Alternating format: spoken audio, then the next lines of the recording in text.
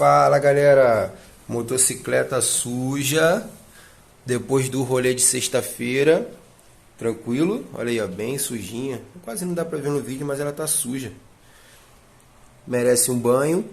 Então eu vou fazer uma limpeza nela aqui agora, vou botar ela ali fora no sol pra gente fazer uma lavagem nela aí, porque ela pegou chuva no rolê de sexta-feira, tranquilo? Merece um banho para ficar pronta para amanhã, que começa o dia a dia dela de se deslocar pelo Rio de Janeiro aí.